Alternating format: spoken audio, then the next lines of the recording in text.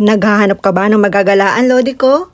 Yung tipong kahit malayo ay okay lang dahil sulit naman sa ganda. Ay dini nga po, pak na pak ngayong winter sa dami ng mga bulaklak dyan. Ihanda mo na nga ang pangmalupitan mong outfit, gayon din ang iyong tripod. Ihanda mo rin ang iyong mga paa dahil sa lawak ng lugar ay talaga namang mapapagod ka. Pa rin nga po ang inyong Ate Nancy na mahilig maglibot. Let's go at pupuntahan natin to. From Taiwo How MTR Station nga po, exit B. Paglabas nga natin, kakanan tayo dyan. Lakad nga lang po, Lodi ko, hanggang sapitin natin ang highway. Ayan, akyat po tayo dyan.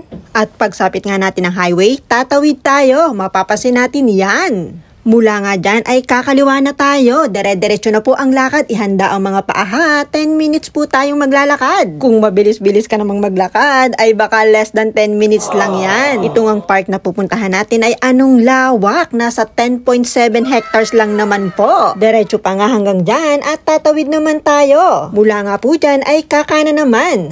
Makikita din po natin ang signage kaya hindi ka maliligaw. Diretso pa nga mga Lodi ko at dyan sa may gate, papasok tayo.